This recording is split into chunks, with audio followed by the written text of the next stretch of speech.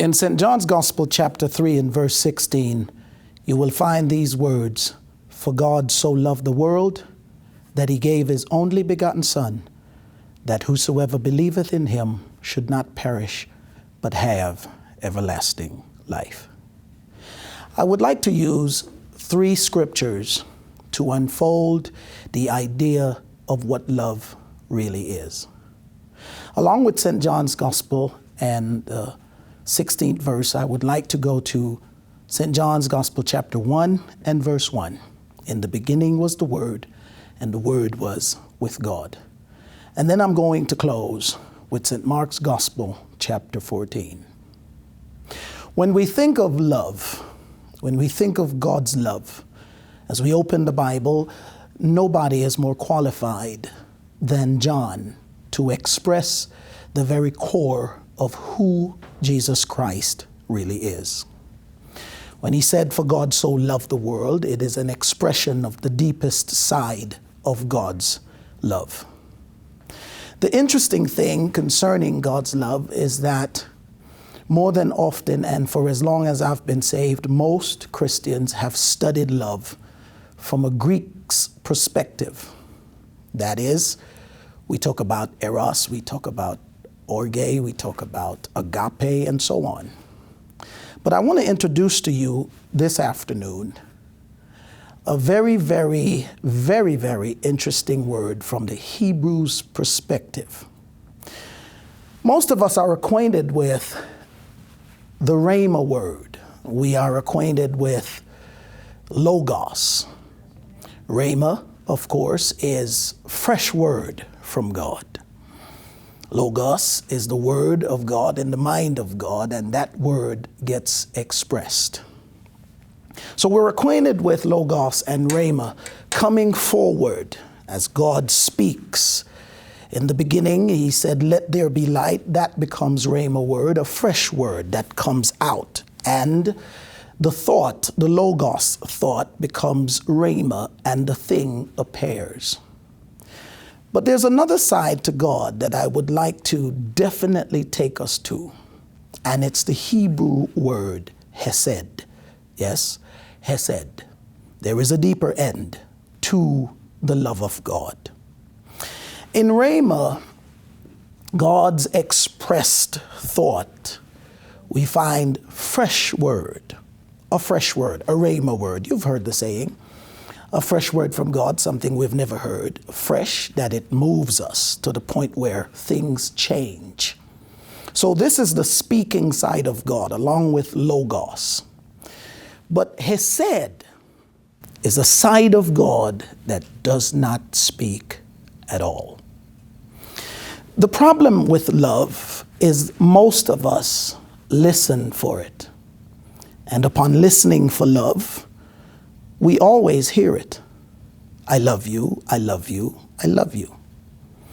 And so because we listen for love, we always hear it. We think that everybody that speaks love to us really loves us. But love is deeper than what is said. And so God is not just rhema, he's not just logos. Before he spoke and before he even thought, he existed. Yes. He existed in nowhere, in the firmament. It's deep, but I'm going to take you there. Here is a God who never spoke, wasn't thinking, just in his prime nature, God, in the very core, authentic essence of who he is, God. Then he spoke. We have confused love from the Greek side because we have read King James's English and we have studied into the Greek side of love. And so when a man gets with a woman, he easily exchanges her for another woman when she fades. Let's say she was a flower. From the Greek's perspective, eros, it is erotic love. But if the flower fades, he goes to the flower shop and he gets a new flower. That's not how hesed works. Hesed says, I will be with you even when you fade. I will be with you when your petals fall. He said, no matter how bad things get, I will love you just the same.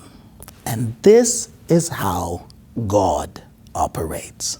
He loves us with an everlasting, unchangeable love. Unchangeable. Which answers to why we have been through so many dispensations. And God keeps following us. Notice what God did as a holy God. As a holy God, he cannot stand unrighteousness. He cannot stand what is unholy. And holy will destroy what is unholy. But because God is holy, and Christianity has studied for a very long time the holy side of God. But not only is he holy, he's also sovereign. Holy says, if you come close to me and you're not like me, I'll destroy you.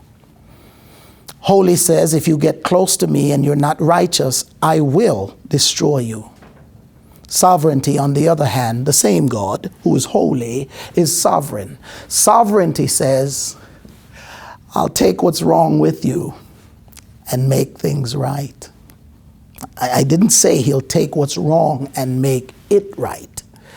I said he'll take what's wrong and make things right.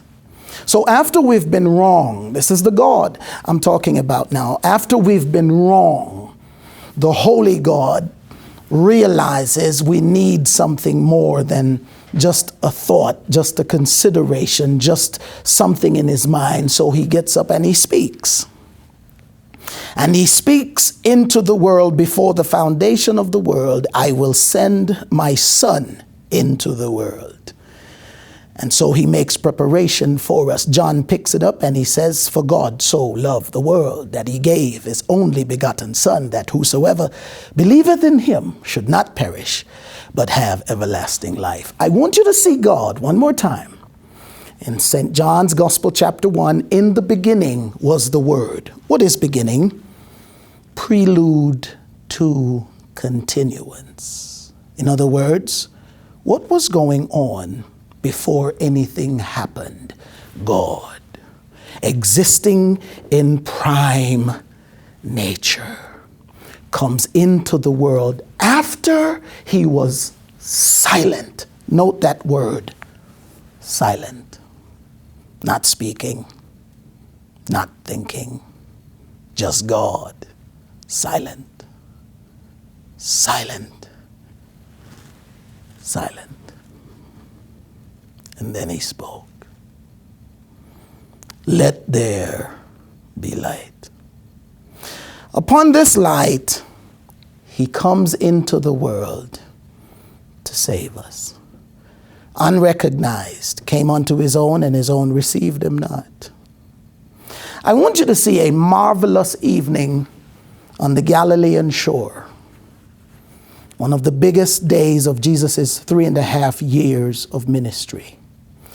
The first thing that happened was a demoniac, Mark chapter 5. Demoniac man filled with demons in a cave. Jesus goes over to the cave and cast out the demons. He said, what is your name? My name is Legions, for we are many. So he becomes the exorcist. Son of God becomes the exorcist. Cast out the demons, and when he got done with that, you know the story, they jumped into the pigs in the river. He jumps in a boat, sail across, and as he's sailing across, a tumultuous wind hit the water. I've studied it. I've been on Galilee, and I noticed that there is an opening between the mountains of Tiberias and the mountains of Beatitude, where the Mediterranean winds come between the mountains and hit the water. I'm sitting on a boat on Galilee, and I'm saying to myself, how in the world did wind hit this water? Messiah gets up, he says, peace, be still. So the exorcist becomes the meteorologist. The wind apologized. Master, we're sorry. We didn't know you were over here sleeping in silence. We apologize. And the wind went back to the Mediterranean Sea. He crosses over, and his mind is on Jairus' daughter, who's very sick and is about to die. While his mind, Logos, was on Jairus' house, a woman with an issue of blood came up behind him and touched the hem of his garment. Yes. So what happened here? What happened with this woman with an issue of blood? An issue of blood, yes. She actually reached in and touched the tassel of his talith. What is that? The hem of his garment. In other words, his mind was on Jairus' house. He wasn't thinking about her, had no thought of her, didn't have a word for her. But she came up behind him and reached into his silence and pulled a miracle for herself. Don't you know, some of the greatest moments with you and God is when you seem to think he doesn't know where you are. He doesn't know what's going on. His mind is busy on other people, and he's getting ready to speak a word for others. And you seem to be in the background. I'm telling you this evening, you can pull a miracle out of the silence of God. Reach in and pull it out. And that's exactly what she did. She reached in and pulled a miracle off of somebody who didn't even have her in mind. He turned around, said, who reached into my silence and pulled out a miracle? And she confessed, I did it. I did it. I wasn't sure if I was doing something wrong. No. It's okay. It's okay. That's my silence. I never had you in mind. I never had a word for you. But yet you came up behind me and touched me and pulled something off of me that I had no intention of giving you. I felt virtue leave my body. What kind of a God is this? It's a God who travels wholly with sovereignty, and even though he doesn't have you in mind, seemingly, you can pull something off of him. Hesed, a silent God. This is love. When John said, "Beloved, now are we the sons of God, and it doth not yet appear what we shall be, but we know when he shall appear, we shall be like him." Listen. Don't listen for love. Look for it. Don't listen for love. Look for it. Because if you listen for love, you will always hear, "I love you." Now, here is what I'm going to do with you. Sir, ma'am, I want you to hand me your language. I'm taking Rhema from you. Give me your language, whether you speak French, Spanish, whatever your language is. Give it to me. I'll place it right here. Give me your voice, and I'll place it right here. Give me your speech, and I'll place it right here. So now what I have done, I'm helping your marriage, because the very essence of love flows from the very supreme God who is love and flows into a matrimonial home. I'm getting ready to save your marriage now. Watch this. I'm going to throw you something heavy, and I want you to catch it, embrace it, and walk away with it like you know somebody just touched me. Give me your voice, give me your speech, give me your language, and go on home. Go home. And love who you're with. Remember now, you can't say "I love you." You cannot write it, because I took your communication skills away. Your speech, your voice, your language. What are you going to do when I send you home to love the one you're with when you have no voice, no speech, no language, where voices are not heard?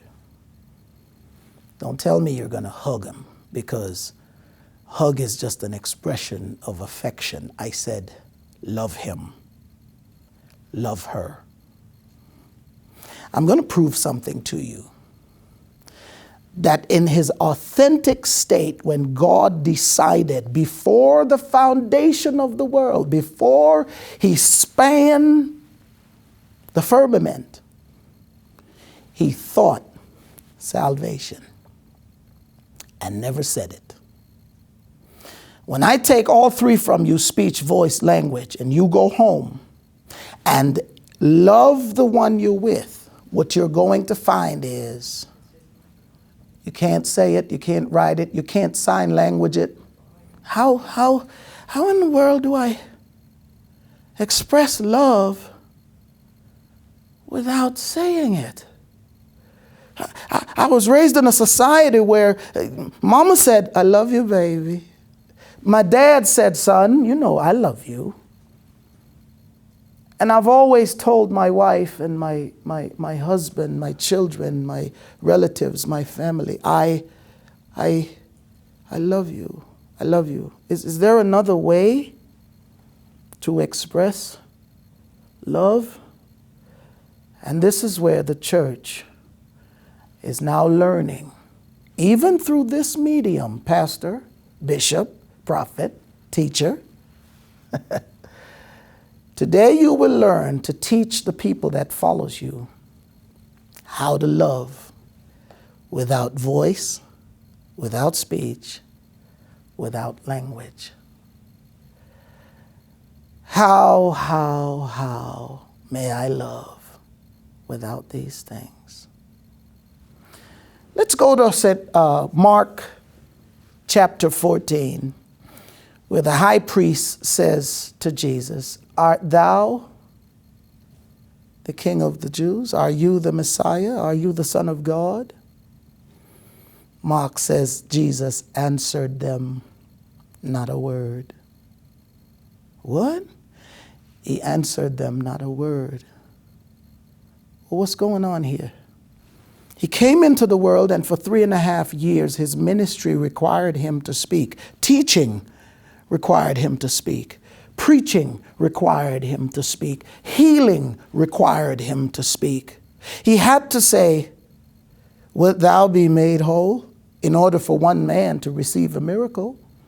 For Lazarus to get up from the grave, he had to say, Lazarus, come forth. For every miracle he performed, for every lesson he taught, for every sermon he preached, it required word. Rhema word.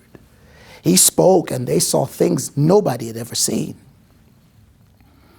But now, the high priest says, verse 61, Mark 14, are you the Son of God? And he answered him not a word. In other words, Jesus went silent. Silent. Back to his authentic state. Hesed. He was Rhema, he was Logos for 3.5 years. He spoke, defended himself, raised the dead, caused the blind to see, all through speaking, parables speaking. But when it was time to face the pain, he went silent. It was after that they asked him the question again, are you the Son of God? He said, thou sayest, and you will see the Son of Man coming in glory at the right hand of the Father. That was when they started to spit on him. So he went into silence in preparation for the pain. This is where your marriage falls apart. You say too much. And you should have been quiet and thinking when you were talking. Because there is an authentic side of who you are that requires solitude and silence. Jesus Christ went into silence because he knew the next time he spoke, it would be the floodgates opening to be spat on, to be whipped, to be dragged to the mountain and crucified. This is the gospel in a nutshell. That God so loved the world that he gave his only begotten Son, that whomsoever believeth in him should not perish, but have everlasting life. Hear me, Atlanta, the world, hear me. Silence is bliss. Do not listen for love. Look for it. Because oftentimes people act out what love really is. Notice what Jesus did. If you search the Gospels, search the epistles, and search the Old Testament, what you will find. Isn't it interesting? That a God who sends his Son into the world, the epitome of the idea of dying for the world, is love. And yet, you will not find in the scriptures where Jesus ever used these three words, I love you. Never. Search as you may. You'll get close to it. You'll find things like, love one another as I have loved you. Notice this. Every time he used the word love, it's in the past tense.